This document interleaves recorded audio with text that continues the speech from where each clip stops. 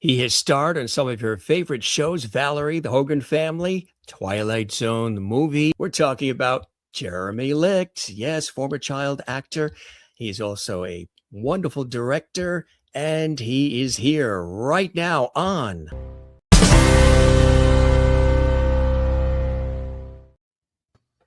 There he is, the Jim Masters Show, and Jeremy Licht for you. And welcome to the show, my friend. It's a pleasure to have you here. Thank you, Jim. Thanks for having me. It's great to talk to you. Oh, the pleasure's all mine. And I know you're so busy too. Of course, we've talked about the television career off the air. We're going to talk about that. Everybody knows that. But you also have a full-time career during the day that takes your time too, right? I do. I've actually been an insurance agent for now 22 years. I help people with their life, health, disability, long-term care, and try to figure out how to minimize their risks. So I went from the acting super creative front to sort of the insurance arena to help pay the bills and support the family. But I'm still able to do both, which is fantastic. So when an acting job comes my way or a directing gig or something like that, I'm certainly open to it, right? Why close any doors when you don't have to? Absolutely right. And you've had an opportunity over the years, my friend, to work with some extraordinary people, other incredible talents in Hollywood. For those who are tuning in, Jeremy, former American child actor, of course, famous for his role as Mark Hogan on the 1980s sitcom The Hogan Family, originally Valerie, named after Valerie Harper, who was, of course, star of the show at the time. And he's also remembered by cult fans for playing Anthony, the boy with the terrifying supernatural powers in the It's a Good Life segment on Twilight Zone, the movie. But that is just the short list, my friend. You have been a part of a lot of things that people might not even realize. Movies of the week galore, TV commercials, and guest starring on other shows, Hotel and St. Elsewhere and ABC after school specials. How did it all begin for, there he is, for Jeremy early on in your life? Was it something that you wanted to do? Did your parents notice it in you early? Tell us how it all got started for you, Jeremy. So it all got started. I was about 5 years old. I have a cousin. She had a fairly successful acting career as a kid. And she and my mom were really good friends. And her mother kept saying, he seems to, this might be something that he could really do. And my mom said, well, I don't really know. I don't know much about it. And she said, why don't you go and talk to our agent? Just a meeting, just have a meeting, see if there's any interest there. Cutting to the chase, we met with the agent. The agent said, you know what, we'll give it a try. We'll see if this is something he can do. Weren't even sure if I could take direction or memorize lines or any of that, but started going out for things back in the day, like a print job where JCPenney might run a clothing sale, right? And they would have stock photography in the back of a newspaper or a magazine. So I was doing things like that, put in with other family members, not my family, but, casted family members. And that ended up evolving into booking commercials. And from commercials, it went into things like movies of the week, which back when there were only 3 networks, ABC, NBC, and CBS, one of those would end up airing a type of a movie, a TV movie with probably a celebrity that you might know. Right back in the day, it could be divorce, it could be drunk driving, it could be any of those kinds of topics. And I usually played the younger brother or the kid, something in that arena. And from there, did a lot of the television movies. And then that evolved into, in 1982, I ended up booking the lead in an episode of Twilight Zone, the movie, where for those of you who hadn't seen it, there was a movie that they did where they remade 4 of the episodes, 3 of which were remakes. 1 was an original. And I played that kid with the awesome looking hair and those big buggy eyes, and anything that he could wish for would happen.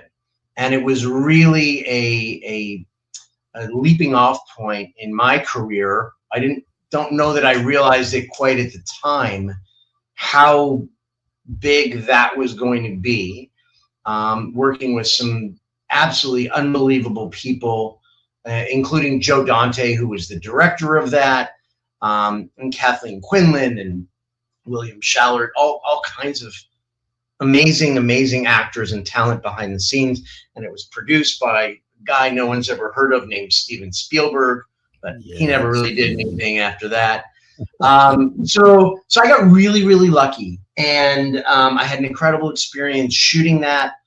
And from there, about a year later, I ended up booking the role of Mark Hogan on the Hogan Family, playing with people who still to this day are a piece of my family, and who I love and adore very much. And that was one of the most amazing experiences of my life. Look at me down there to the left in that lovely blue. Yeah, this was a really special time, and absolutely wonderful. We had a blast making it. I'm still in touch with most of the people there, and grateful, extremely grateful for that experience. I wouldn't trade that for anything. Absolutely. Everybody knows you from that too. Originally, Sure. Valerie Harper. And of course, she was, I know, a dear and wonderful person too, as well. And we'll talk about that. And of course, Sandy Duncan then coming in when they rearranged the show, and people know some of that story. We can talk about that. But, going back to some of the things that you mentioned, the movies and the after school specials, and back in 79, and Your Name is Jonah, you were in that too. Wow. Well, okay. So that was the first television movie I did. There I am. You can't miss that bowl cut on the bottom right there. And on the left there is Sally Struthers, Yes. who was in All in the Family. And in the middle was or is a very talented actor named Jeffrey Braven.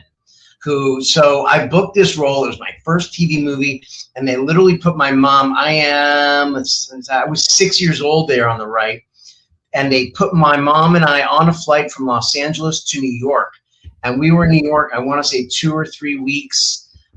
Sally Struthers playing my mom, and James Woods playing my dad. Wow. Really intense, kind of heavy drama, not on set, heavy drama in the script, and that was my first real taste of what it was like to do a movie versus doing commercials. Commercials 1 or 2 days, everybody's happy and cheery. And this was as close to theater, right? Theater, but with cameras. And it was a beautiful story. And I could not have been happier to be in New York in October of 77. Mm-hmm. And with my mom. And here we are tooling around New York, and Sally Struthers and James Woods and this kid Jeff, and it was just a phenomenal experience. Pretty incredible stuff, huh? Yeah. That was in 77. 77 is when we shot it. Probably came out a year later. You didn't film it in the summer, did you? No, it was October. It was like October, so it was going into the cooler months. Because remember earlier in the summers when they had the blackout of 77? That's right. Wow. That's right. I was in LA and I was 6, so I don't remember that, but I do remember being, in Rockefeller Center. Like we really touristed it up because I had never been there before. So it was just like my mom and I in New York, how fun, and it was cold. And do you ever get back to the East Coast? Not enough. That is on the docket for my wife and family and I in the next year to get back there. Not nearly enough. That is for sure. So people remember that one. And also in 1980, Father Figure, there you are with Timothy Hutton and the one and only Hal Linden, who went on to Barney Miller, who actually came off Barney Miller. Correct. Earlier. Yeah. Yeah, and that's another piece. I did a lot of heavy drama. This was a movie, and Timothy Hutton had, I believe, won an Oscar, for Ordinary People. With Mary Tyler Moore, and had done Taps, and so I worked with some really incredible people, and I kind of knew it at the time, but as a kid, you just kind of know what it is, and then as when I got older and kind of looked back, went, oh, I knew they were good. I knew everybody was a really solid actor, but okay, that's Oscar, right? That's like Oscar good kind of thing. And so Yes. I'm lucky. I'm grateful. I've had some Yeah. incredible experiences, and that was a fun but challenging film to make, just because the subject matter was kind of thick. But again, wouldn't trade it for the world. It was amazing. I was so lucky. Absolutely. Yeah, really Yeah. cool stuff. Cool experiences with other, again, major talents along the way too. I'm sure you were soaking it Yeah. all up, absorbing, watching what was going on around you too, right? Absolutely. Absolutely. And they were all sort of parental figures, right? And I was also extremely lucky that I didn't, in my whole sort of career, never worked with somebody that I would ever think, oh, I would never work with them again. Right. People have different acting, or even forget acting. People have different work styles, right? And whoever's watching right now, if you're ever in an office, look, there are people that you love, people you could do without, but you got to get along with everybody. And I was super, super fortunate in that way, that the people that I worked with, by and large, were just great and kind. And we all know, especially these days, kindness goes a long way. It does. Kindness, compassion, empathy. Absolutely. That's why they call you the comeback kid. You're in that too in Oh, look 1980. what a segue that was. I really set that up for you there. You did. Yeah, there's John Ritter and Susan Day. And we were a bunch of sort of ragtag kids on a baseball field. He came in as sort of this ne'er-do-well coach who ends up falling in love with the kid, not falling in love with the kids. That sounds terrible, but ends up coaching these kids and really kind of taking on this amazing role. And I worked with them and with Doug McKeon, who was on Golden Pond, and just Kim Fields, who would later go on to Facts of Life. Just really good people. And they had us out in the summer in Los Angeles. It had been 110 degrees, and we were out on a baseball field. I just remember that shoot being a lot of fun and really, really hot. These are the things I remember. A lot of fun, very hot. Summer in baseball. Absolutely right. Right? Boys of summer. Yeah. Lois Gibbs, The Love Canal, 1982. Wow. Marshall Mason. Wow. You are going back. You're going deep in the IMDb archives here. In the Jeremy Licht Library of Entertainment. Right? Sure, Oh my gosh. Some of these are amazing. So Lois Gibbs, so Marsha Mason was incredible. And she played this true life woman, Lois Gibbs. Love Canal, probably not that close, but not that far from you, was this sewage dump nuclear waste, where the government dumped all this nuclear waste in New York and buried it. And then lo and behold, it started coming up. And all these people got extremely sick, and she became this activist, real life person. Lois Gibbs, Marsha Mason played her, and she went on to fight the government to not only clean this up, but pay for healthcare and all that. Amazing experience. I played her kid. Yeah, I tell you, you really did. You were omnipresent on television. It was truly, really. There were certain ones that they would call upon because you knew what you were doing. You were learning. You showed up. You were professional, and that's what counts. And that's how you get these roles. Just A Cry for Love in 1980. Wow. Yeah, and thank you for that compliment. So. That is Susan Blakely and Powers Booth. And did not have a big role in that, played her kid, and they have a very tumultuous drinking and drug-addled relationship. And from what I can remember, it's their sobriety journey. I'm giving you the super abridged version of the entire movie, but that's, I think, kind of what the gist of what that was. And I don't remember it in its entirety because I did not have a big role. It's these are things that people probably on the nostalgic channels and Tubi and other things, they can probably find these. I don't doubt it too. Lots of Luck is another one. This was a sweet little Disney movie for like Disney Channel. Yeah. And of course, there's Martin Mull and Annette Funicello. Yeah. And so I got to play the brother of Tracy Gold. And Growing and Christina pains. Nigra from Growing Pains, and Christina Nigra, who's an out of this world, and she worked all the time. And I ended up like working with them indirectly and directly another time, which is just so cool. They're really sweet, kind people. That was a kind little movie. It's just sweet. Yeah, opportunity to be part of the ABC after school specials as well too in '84. Another one, All the Kids Do It, Scott Baio and company, right?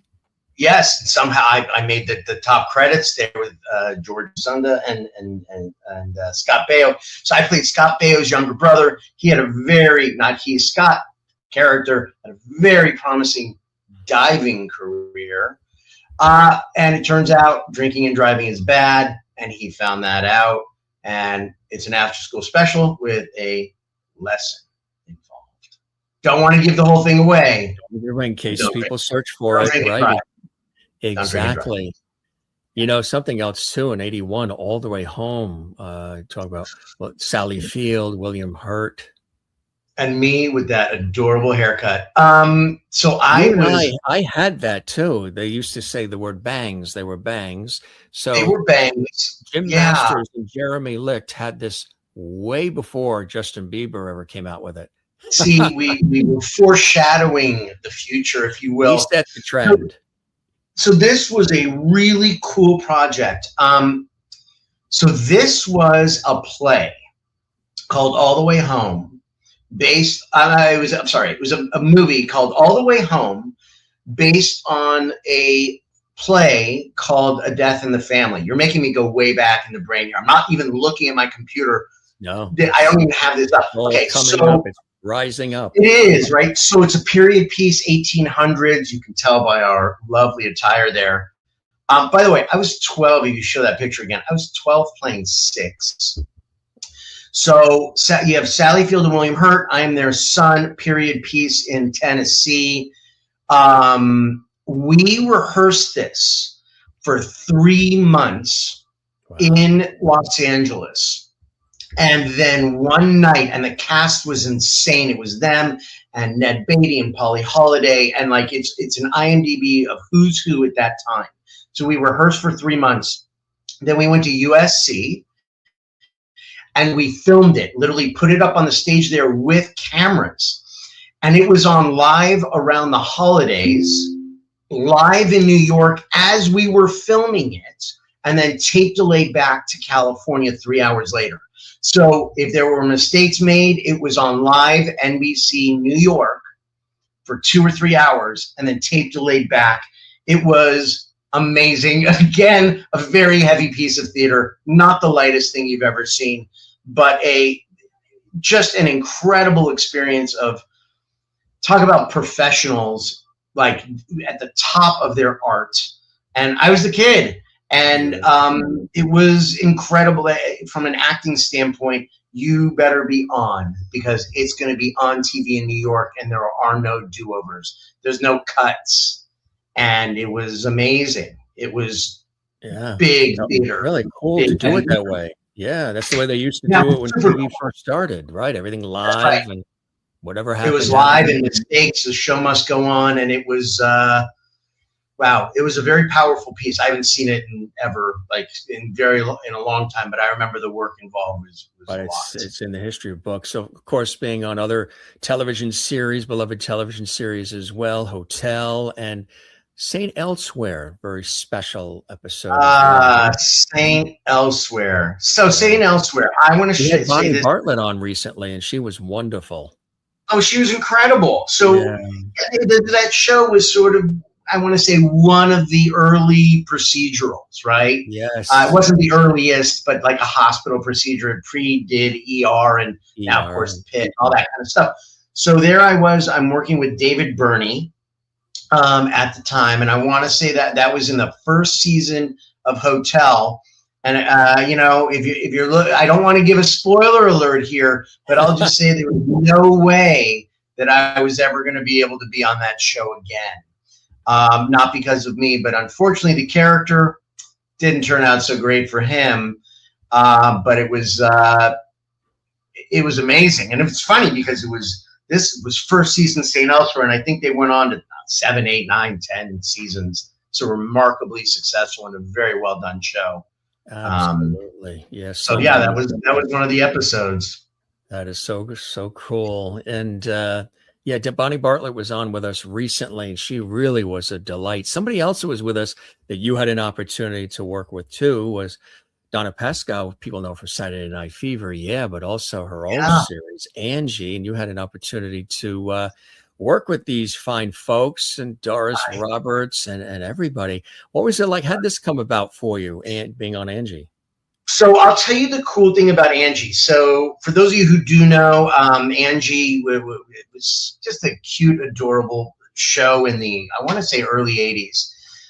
It happened to have been done, and the producers of that show were Tom Miller and I believe Bob Boyette as well. It was a Miller-Boyette production, who would later cast me in Valerie, Hogan Families, but not directly from that. It was years later.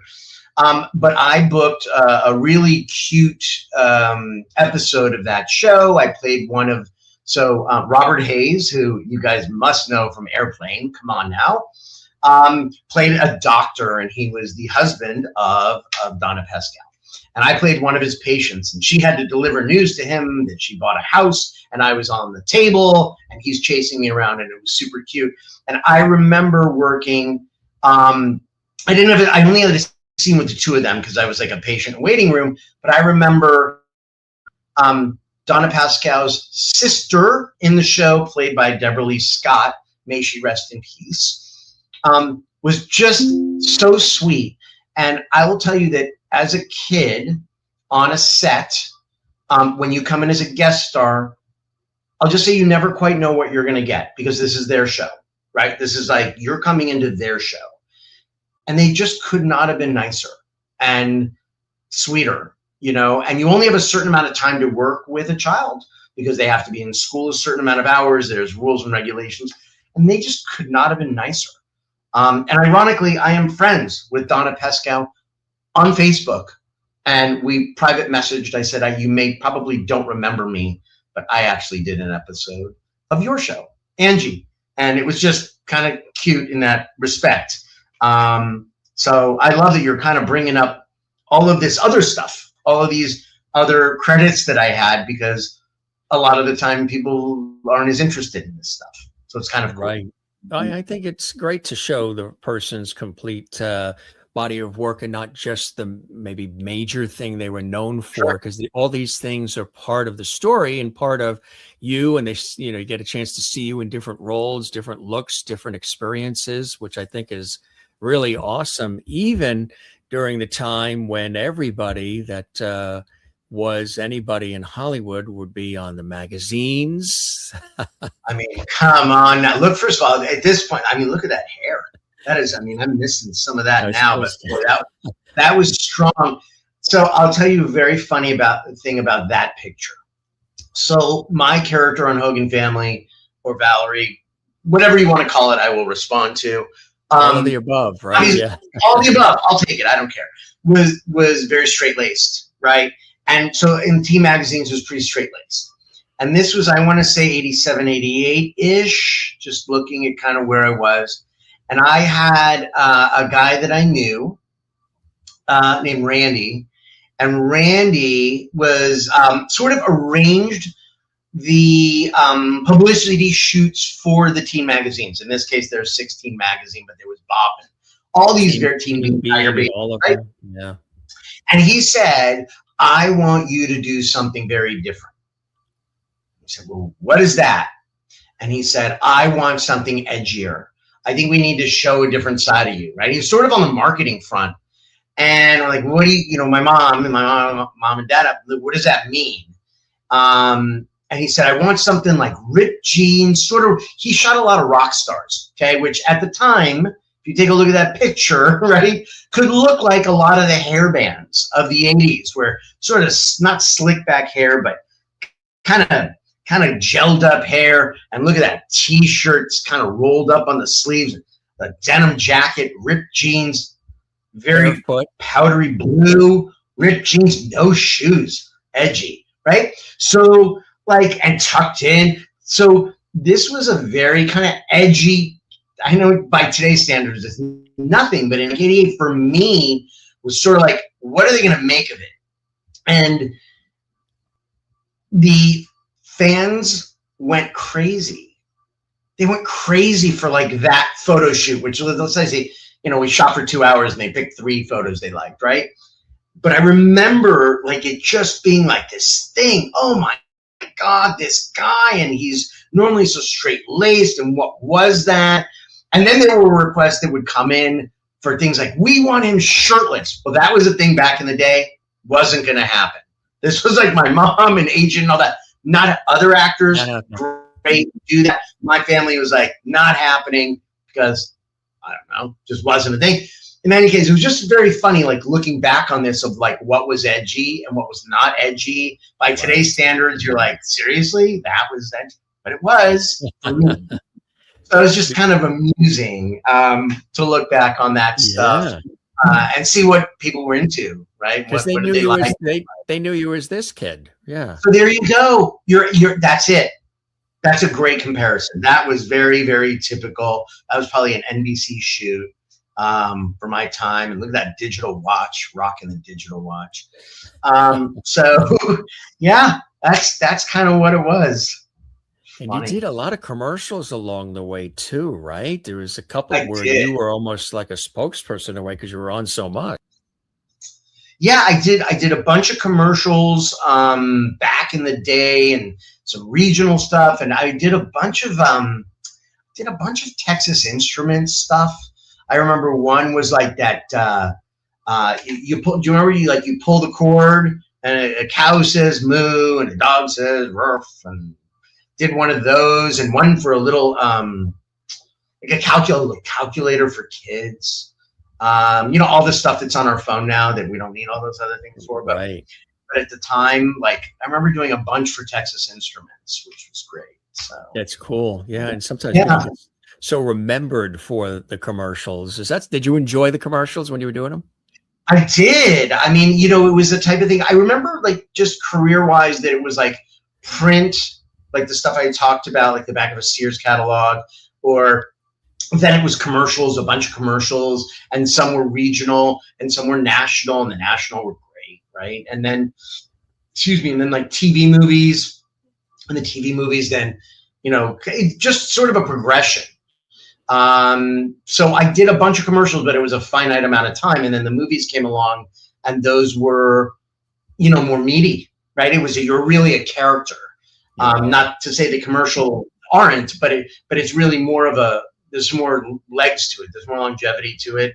And then a feature film, the one I talked about, Twilight Zone, and then of course the TV show Hogan Family, which ran 5.5 seasons. I think we did 110 episodes of the show. And frankly, if they had kept it going, I'd still be there because we had so much fun doing that show. In fact, I was just in touch today. But there he is in the top right, Josh Taylor. I actually emailed today, and I see Danny Ponce quite a bit. We've remained very, very tight friends. And he's here on the East Coast, right? New York area? No, they're both here in LA, and Jason's in LA too when he's not working. Sandy Duncan is in East Coast. I can't remember if it's New York or it might be not far from you in Connecticut, somewhere up in New England. And Steve Whitting, who is not in these pictures here, but he's the guy that played kind of the geeky friend of Jason Bateman's character, David. He played Bert, right? He was like the pre-Urkel with the glasses and pants up to his neck. He's on the East Coast as well. So when he's in town, we all try to get together as well. But the guys, myself, Jason, Josh, and Danny, try to get together once or twice a year and have a lunch. And we text each other and, just kind of keeping each other updated on what's going on. And I'll text Jason when I've seen something that he's in and give him a couple of 2 cents there and some props and pats on the back. And love to see that he's just crushing it. It's amazing. It's great that you guys, stay connected and stay close and all. And you did, like, I know when it first started as Valerie, wrapped around Valerie Harper, who everybody knowed from Rhoda, the Mary Tyler Moore Show, and so much more. And, rest in peace, the wonderful Valerie Harper. Started as Valerie, and then things sort of went in a different direction with it becoming the Hogan family and bringing in Sandy Duncan. Uh, as a kid, you get used to and attached to the various people that are around you. What was that like when you realized, okay, Valerie's not going to be with this family that's been built around her character and it's going to be Yeah. shifted? They're going to bring an aunt in and this kind of thing. I remember just as a viewer, as somebody who was watching it as well, it was a little confusing in the beginning, what has happened, the name change, all the different people. But for you being right there in the front lines, it must have been quite an interesting thing to adapt to and go, forward with, right? Yeah, I mean, so we did. It's interesting because the story itself is actually pretty good on Wikipedia with regard to the behind the scenes stuff, which I will tell you, for myself and Danny, right, who is, like I said, a very good friend of mine. He played my twin brother Willie, which if you see us next to each other, you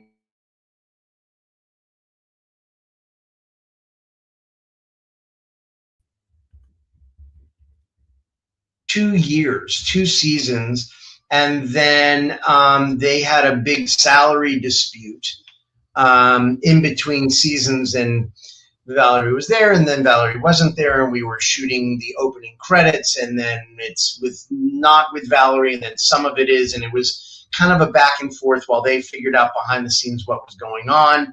And we figured, or at least when I say, I'll speak for me, that I figured that they'll work it out, because of course they'll work it out, because what's going to happen. And of course, versus now where you have so much real time.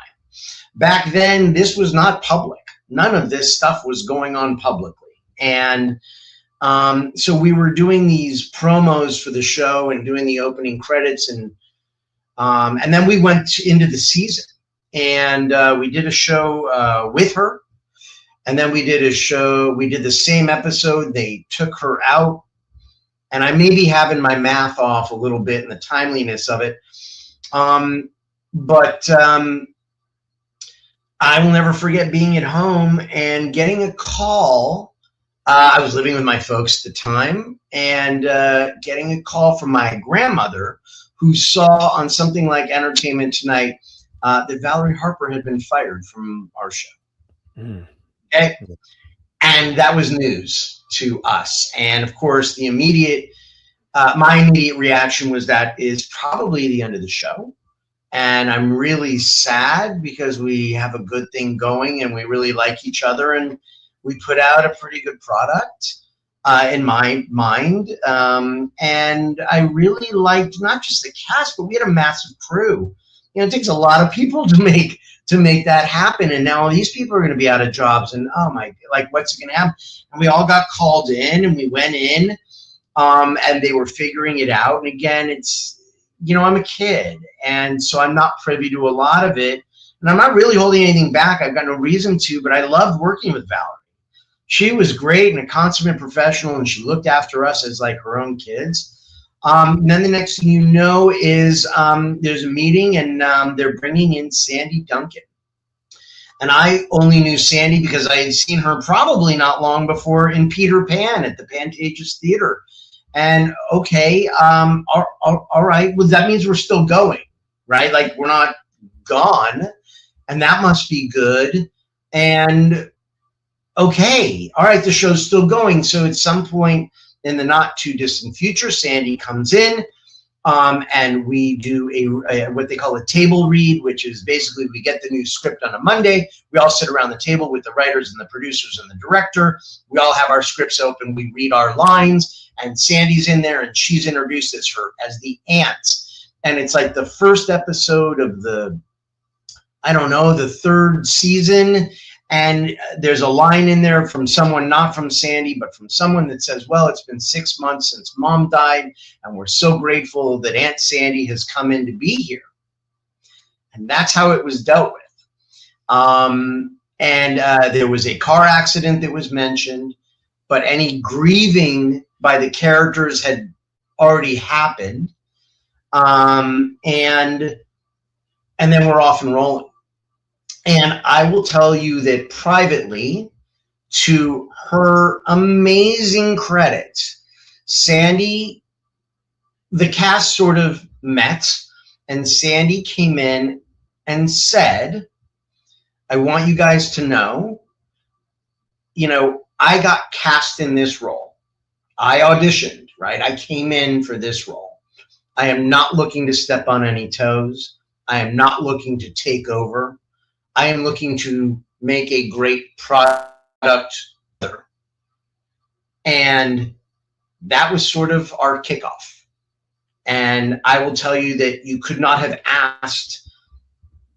You never know who or what you're getting, right? You have a guest star on every week, and who knows how they're going to integrate, and is that going to work, and is it not going to work? And we just lost not just our star, but it was her name on the show. So we're going to rebrand this name, and there are going to be people that are going to be really unhappy about it. And to this day, people, I'm sure your fans, Jim, are going to say, I loved it so much better with Valerie. And I say, okay, cool. Or people go, oh my God, I loved it. I came in when Sandy Duncan took over and I watched you guys then. I wanted to see how you guys dealt with that. And I go, great, cool, thank you, right? And I say thank you to everybody because people stuck around and we ended up going another few seasons.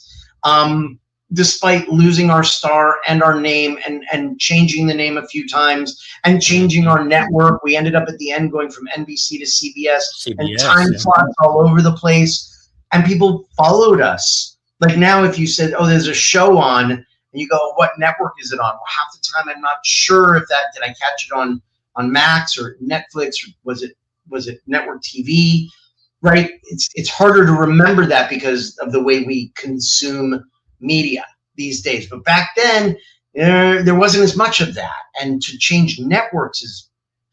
So they put us through the ringer, and we stuck around. And I loved working with Sandy, and I loved working with Valerie, and I loved working with our cast and our crew. And I'm still in touch with many of them. And I mean, it sounds sort of like Pollyannish, but to be honest with you, it was an amazing way to grow up in some really formative years. I mean, I started working on that show. We did the pilot. I was 14. And by the time we wrapped, I was over 19. And to watch someone, like even in the pictures you see there, you can tell when I'm 14. You can see when I'm older. And for the fans or the public or what have you, to be able to watch that and watch us grow up and evolve and the storylines change and become more mature, even though it was still a 22-minute sitcom that we generally tried to wrap up in a nice bow and package. We had a really good time doing it. We genuinely liked one another. And it was a heck of a lot of fun. And I will tell you that when that show was finally canceled and we stopped, it was hurtful, through no one's fault. I mean, I was grateful to have gone on as long as we did, but it was, okay, now what? Now where do I go on Monday? What's that going to look like? And it took a while to figure that out. I ended up going to college and trying to figure out what was my next step. And that's always a very, very difficult transition, especially for someone who was young, who kind of grew up with the public, for then the public to say, okay, I don't know that I want to accept you as an adult. I'll tell you, obviously Jason Bateman made that transition absolutely flawlessly. Though even if you ask him about some times in the early mid 90s after Hogan's, he struggled with that as well and ended up finding huge success. But it is challenging at best to evolve from that point. And it is also tremendously sad when a lot of the people that I knew around that time, not that they didn't, when I say make it, we all evolve into different careers, but literally could not handle that piece of it and didn't make it. And I had a lot of friends. Friends, family. Oh boy, it's Yeah. hard. It's really, really hard. I mean, I've always had a very good group of friends, many of which were in the business, most of which were not. And I leaned heavily on them who knew me before, who knew me now. I tried to save as much money as I could to buy me time to figure out my next step. I made some very good investments. I ended up going to college and trying to figure out what my next steps were going to be, so that I could, success is a really funny word, and I've talked to people about that, because for some people, many of whom are watching, would say, oh, he didn't make it as an adult actor, so maybe he's not successful. But more along the lines of, how do you view yourself? And for a long time, if I wasn't making money on the entertainment side, then I would judge myself as how I saw success. And let me tell you, there's therapy involved there as well, right? Of how do you judge a person? How do you judge yourself, right? And how do you take care of your family? And how do you take care of yourself? And all these various areas of trying to evolve into a good human. And like you mentioned before, empathy and sympathy, and trying to put yourself in other people's shoes. And to how do you deal with the hurt, right? Of times when, especially on the entertainment side, 95, 98% of the auditions you go on, you will not get. So how do you deal with the 98% rejection and not take it all personally? And right. I will tell you that while I do have a wonderful day job and I'm able to help people on the insurance front, I do still audition, and most of which is rejection. But I have found some success. I've done a few short films and have loved being back on set. Two of these films, I'm able to actually work with my real life. There you go. Look at that. You found that. 23B, yeah. 23B is a 12-minute thriller that you can find on YouTube. If you type in my name and Seat 23B, and there I am. There, you could probably tell there's some extreme close-ups there. Yes. And my character goes through a few things. I'm not going to give anything away. Similar to the William Shatner Twilight Zone sort of feeling a little bit? Well, we're both on a plane. I'll say that. And that's not giving anything away, but it's a fun little thing. So in that film, I got to work with my real-life wife, played my wife, but we played married, but it is not us. And I mean that in the sense of we really got to delve into different characters. And I got to work with my really, really dear friend, Michael Greenspan, who co-wrote it and he directed it. So we were able to really work on this little piece. It's a thriller, it's your time. And it is not Mark Hogan, and it is not the kid from Twilight Zone. And I get no money from promoting this, but I will tell you that it's a fun little ride, no pun intended. But it's just fun to stretch that acting muscle, and I love doing it. I just absolutely love the work, and God, it was a lot of fun. It was just a lot of fun. Yeah. And maybe you'll see that if you watch it. So. Yeah, absolutely. I encourage folks to look for that too. Sure. Directing is something else that you've gotten involved in as well, and working on Here to There, the web series too, right? Yeah. So I would be remiss if I did not mention my good friends Len Klatt and Chris Lunds, who put together this. It was sort of done as a play, with the hopes of making this into a traditional 22-minute series called Here to There. And it's a great little concept. It's about, basically, there's a ferry, not fairy like Tinkerbell, but ferry like a ferry that goes from Seattle to Bainbridge Island. And it's literally a 22-minute ferry. This is up in Washington State. And this show that was created is basically, you have a few series regulars who are part of the boat, who are part of the ship. And then you have this cast of characters that takes this ferry to and from every day during the work week. And so if you think of sort of like Cheers on a ship, right? Something like that. Just kind of the chronicles, the kind of different adventures that they have. So we were trying to put this thing together and rack our brain. And then there's this little pandemic that happened. I don't know if you guys remember this little thing from like 2020 on where we were like, well, you should probably stay home and not get sick. So Len and Chris approached me and said, hey, would you want to be in this? And I said, I got one better. I would love to direct these episodes. And they wrote a whole season worth, but we put three. We put three of these episodes up online, and you can find them at heretothere.tv. And basically, it's 22-minute episodes that we shot over Zoom. Okay, so we had actors all over the country, and we had to try to get them into their little Zoom boxes, right? Like you're watching me. Like Brady Bunch stuff, yeah. Brady Bunch. Len shipped them their costumes so they were looking like they were the first mate and all this kind of stuff. And we directed them despite all kinds of technology glitches and all this kind of stuff. And it was cut together beautifully. And our goal still existing, is to raise enough money to actually put this thing on a soundstage and make it happen. So if anybody's out there is interested in producing or being executive producer, you can reach out to Len and Chris. If you watch this thing and think it's fun, which we thought it was a lot of fun, reach out to them. It was a blast, and it's a cute little concept and really enjoyable. So thank you, Jim, for asking about that, because we had a great time while we were all, figuring out what we were going to do on the creative front during COVID, which I know, Jim, this is how you started your show, right? Well, we launched this series, right? Exactly. During the height of that, or the early parts of it. Exactly. The Twilight Zone, what a phenomenal franchise to have been a part of with that movie.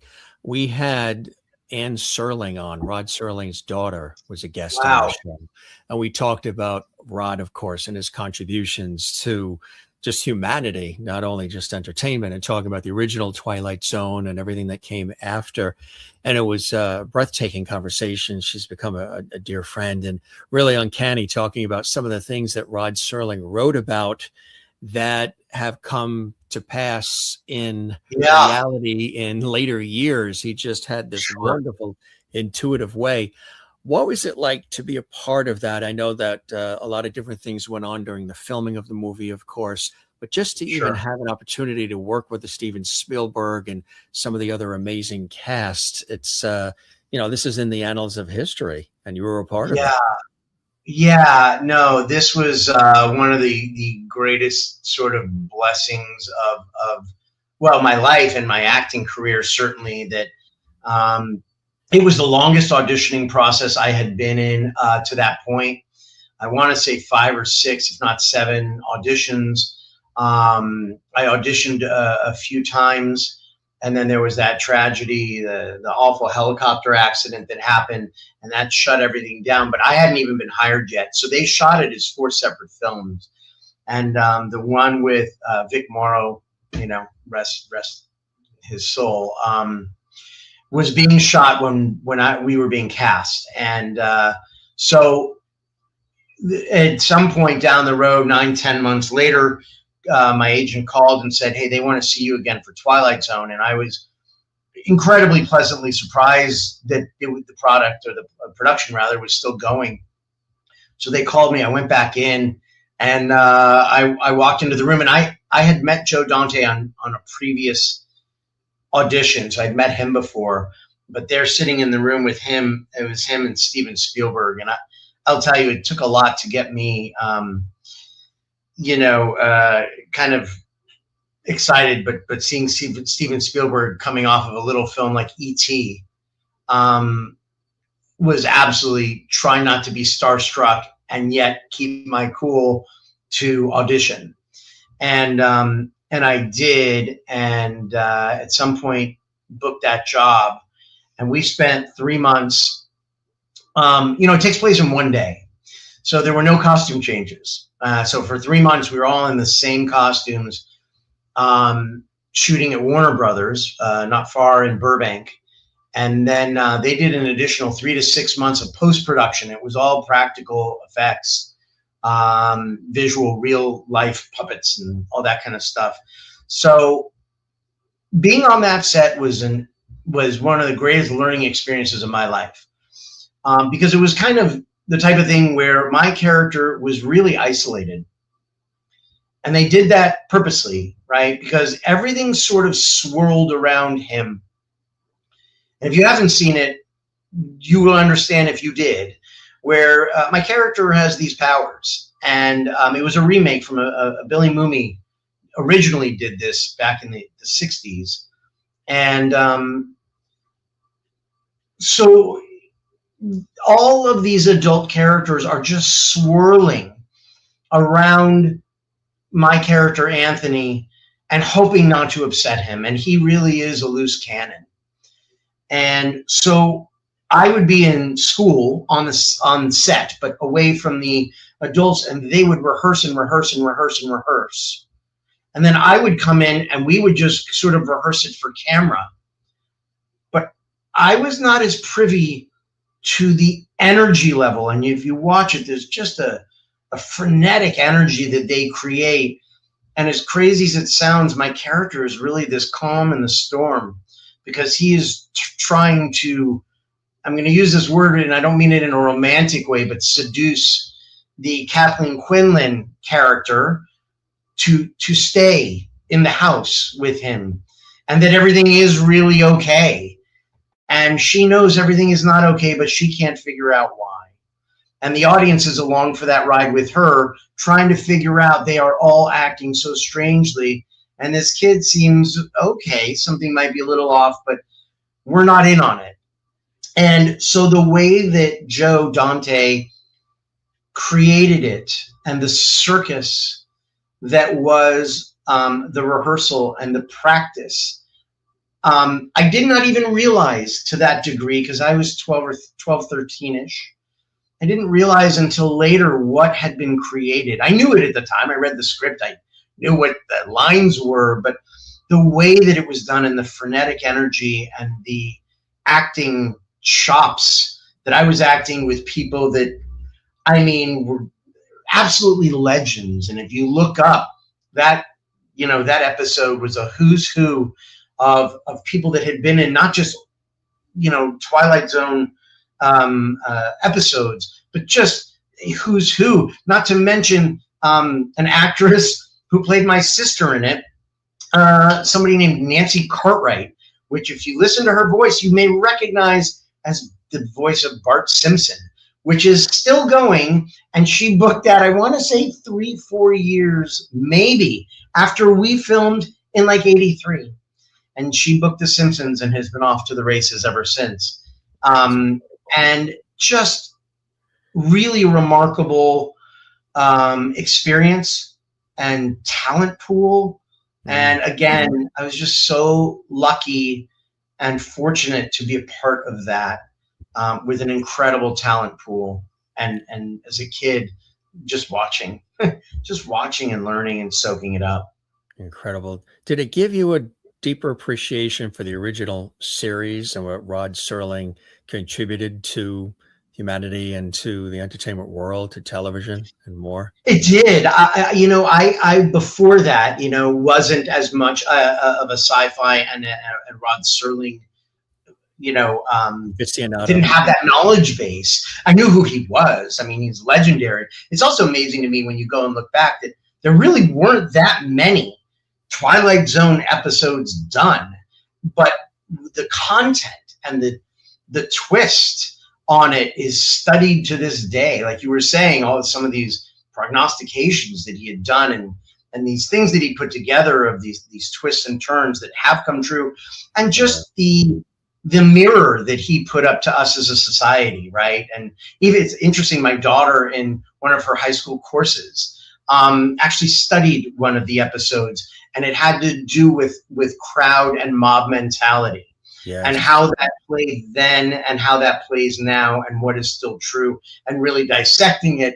And it was just kind of a trip to see her studying the psychology behind what he had created, and then what I had a small piece in at and the evolution that is still studied. And I love that from sort of a societal standpoint, that it is still being looked at and researched and remembered. And running on New Year's Eve marathons and everything Of course, else. It's of course. he hails from Binghamton, New York, and his daughter's up in that area too, and they're very proud of him. They created the Rod Serling Memorial Foundation. There's a bronze statue to him. There's a whole thing every summer that celebrates him, and there's screenings and a museum and all these different things. And a lot of those episodes were based on his upbringing. He had a wonderful idyllic upbringing in Binghamton, New York. The episode of the Twilight Zone where he's on, the guy is, I guess he's, overworked and everything else, and life is so busy, and he wants to go back to his childhood in Willoughby, and he goes on the train and it takes him back to Willoughby. That's Binghamton, New York for Rod Serling. He based that off of his own experience. The military episodes were when he was sent overseas, and he played off a lot of his own experiences and wrote it into those storylines, which is extraordinary. So to be a part of that is amazing. And I mean, even the time traveler. So, you did it all, my friend. And that is Caesar. I mean, that's the dog, the therapy dog. That's that. Yeah. There's a therapy dog and a bunch of kids who needed a lot of therapy. Yeah, see, the people remember. There are cult followers of these kinds of things who remember. Yeah, and that's that was the time traveler. I was just gonna say the time traveler. Oh boy! So that movie. Wow.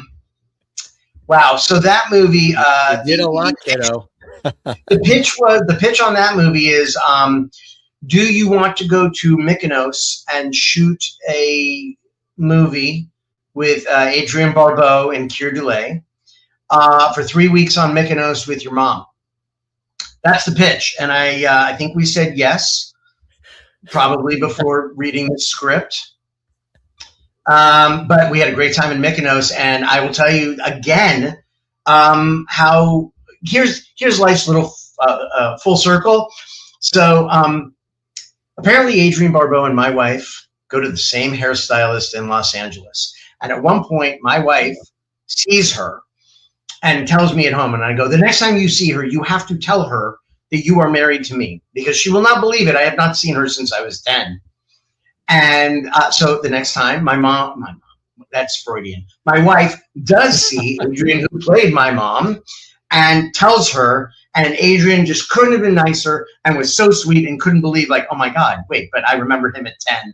And said, yeah, he's older now.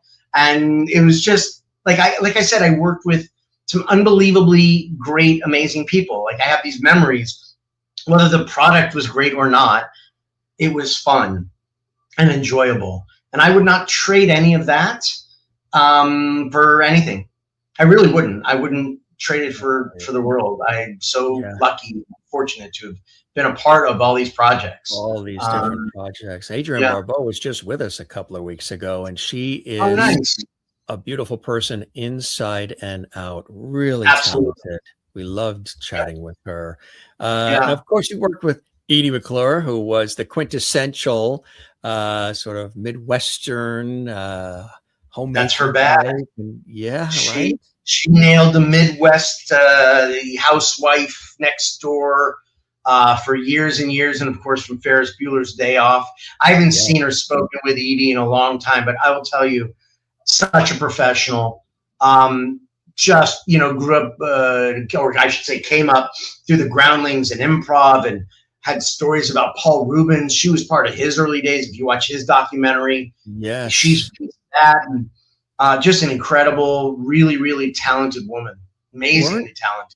Were you being considered for Stand By Me, or wanted to be involved in that? Was that something that you mentioned that? Yeah. You have done some research. You've done a little bit of background here. I do my homework. That was one of the projects that got away. I had auditioned quite a bit for the role that Will ended up getting. And it was just, that was there weren't that many that like, oh, that one hurt. But that one, the Will Wheaton lead role in that with the four boys, I was very, very close on that. And to be honest with you, it took me a while after it came out to even see it.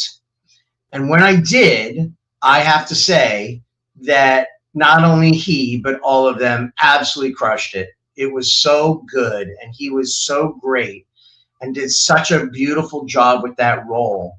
And while I would have loved that role, I do so appreciate the fact that he did such a good job, and it was such a beautiful film. And but yeah, that was one that that would have been awesome. But that's the way it goes. He and I used to. There's a group of us that used to audition, would see each other in the same rooms quite a bit. Did you meet Rob Reiner over the years? Sadly, I never did. I never met Rob.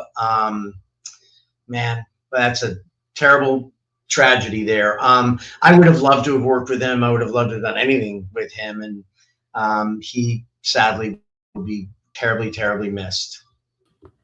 Yeah, absolutely. Yeah. And of course, Stand By Me was one of the incredible things that he left us with, which is extraordinary. And yeah, I'm just going to say, I don't know if you watched the Oscars, but that tribute to him recently wasn't it? All those people on stage was beautiful. Was beautiful. Really, really beautiful. Your kids, are they interested in this industry at all, or do you see them doing other things? I see them doing other things. I mean, my daughter's 17. My son just turned 13. And they like it. But I don't know that it is necessarily for them. And my wife and I are completely fine with that. You know, there are some parents there are some parents who are actors that say, I would never put my kid in. I would never. Others say, I absolutely would.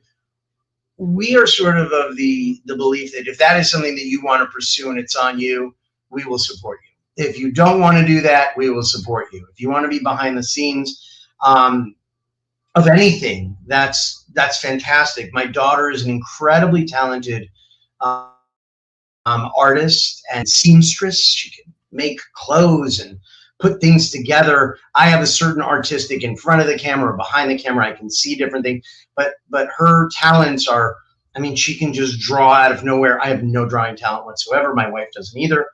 And my son is, he's 13. He loves video games and playing and role play stuff. And so who knows where they're going to go, whatever they want to do. I hope they're happy and they're successful. So I don't really have a horse in that race. What's it like when they see Dad on TV or in the movies? Or wow, you'll always just be Dad. However, it's interesting, especially when they were younger, especially. So I showed them recently. I found a gag reel from Hogan's, and I had it digitized. And I gave a copy to the cast. And it's not up online, and that's not something that I'm sharing. But it was really fun to sort of see, because Hogan Family is not streaming, which is really a tragedy. So if you guys want to fight for that to be streaming, I say go for it. But it's not streaming anywhere. So we have this gag reel, and I showed the kids all of our mistakes, all of our bloopers, all of our outtakes, all of our mess ups, which to me was almost more fun than watching the show, because you got to see us performing and then break, right? And not have it. So you got to actually see the relationships between people. And they really trip out. Also, so my family is actually very close with Danny Ponce's family. Our wives, our kids hang out. We spend time together. We actually will be traveling together. So the kids know each other really well. So it's a trip, because they know us, but then like, oh my God. And they've seen pictures, of course, when we were, but to actually see that live, right, is just a trip. So, you know, I think for them, seeing it is kind of wild. But, you know, and I think fun. But maybe you'd have to ask them, like, what's that like for you guys to see Right. dad or mom?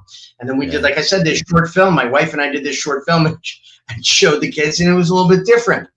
Yeah, there it is. There it is, that Band-Aid. So Jeremy Licht, all these years, he's always been ready for his close-up. I'm ready. He's always ready. Yeah, that's it. So you're enjoying the ride. You still have your foot in it, directing, and then so much more in acting as it comes along. And when you look at it, it's been decades and decades of incredible work in all different roles, whether it's just a guest appearance or it's a series, television, movie, stage.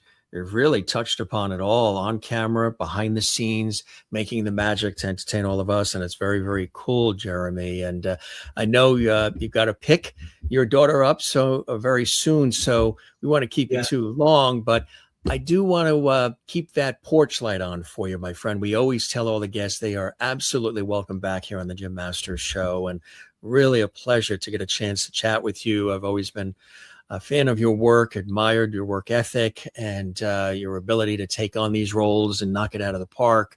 So got a fan in me here, and I hope you come back to see us and that you enjoyed the time with me as much as I have with you, my friend. I absolutely have. And Jim, I thank you so much. And to all your watchers and listeners, I really appreciate it. I appreciate spending the time with me. And, and Jim, also thank you. You are a great interviewer. You know your stuff, and I appreciate that. And frankly, this time has passed so quickly. So thank you again. I appreciate it, and I'd love to come back another time and visit with you. The pleasure is all ours, my friend. You go pick up that fabulous child of yours. Come see us again. Thanks for all of the entertainment so far. We'll look for more from you, my friend. We'll stay in touch. Hopefully, maybe we'll be in the same zip code and break bread and get a tuna melt at a diner or something somewhere. And, I am in. You don't have to twist my arm. I'm in. Let's do it. Is it the tuna melt or the diner? Or both? It's the company. It's the company. You be well, my friend. Thanks again for your time and generosity of time. And we'll talk again real soon, okay? Sounds great. Thanks, Jim. Take care, Jeremy. Jeremy Licht here on the Jim Masters Show. How cool was that? We took you down memory lane in such an incredible way, right? You had an opportunity to get a chance to reminisce with the star, former child star, but also a great guy who's kept his feet well planted, wonderful wife and children and home in what is a very crazy industry where, sometimes people go awry, but he's been able to do it and star in all these different shows and versions and some new material as well, which is really, really cool. We thank Jeremy for stopping by the Jim Masters Show Celebrity Talk Show series. It was a real pleasure to have him here on the show. So many great people, so many great stars have been here on our show. Rob Stone from Growing Pains was here with us on the show. Yeah. Jeremy Miller was with us as well. No, Rob Stone, Mr. Belvedere, and Jeremy Miller from Growing Pains was here as well. Jeremy Licht, of course, from Valerie and the Hogan Family, Twilight Zone Movie, and some of the other cool things that we showed. People come on the show and sometimes they don't even know what we're going to be showing. And then we take them down memory lane, the guests themselves, like, oh, that's right, I did that. And boy, I'm so glad you got a chance to show that. And I remember that. And he really, Jeremy, has been involved in so many TV shows, commercials, movies, after school specials, movies of the week, and so much more. Hope you guys enjoyed it. Love putting the series together and having all of these amazing celebrity friends and special guests stop by. Again, one more time, thanks to Jeremy Licht, former child star, television actor, film actor, director, and so much more, stopping by the Jim Masters Show. If you enjoyed this episode, give it a thumbs up. Don't forget to like and subscribe. Drop a comment below. What is some of your favorite memory or two that you have from either Valerie, the Hogan family, or any of the other things we talked about? Or maybe there's something we didn't talk about that you remember that Jeremy Licht was in. Drop a comment below. We love interacting and hearing from our faithful viewers of the Jim Masters Show from all around the world. Don't forget to share this on your social media. Subscribe to our YouTube channel, Jim Masters TV. We love when you do that. It's a real pleasure when you are doing that because we get a chance to see and welcome everybody in the Jim Master Show family. And you are a part of our family. So thanks for being with us, everybody. It's a real pleasure to have you here. And come see us again. And don't forget to love one another, take care of one another. And don't forget to do the very same for yourself. It's important to do that. Jim Masters here. Thanks for being with us in this episode of the Jim Master Show Celebrity Talk Show Series. We'll see you next time. Come join us again. Take care and be well. And cheers.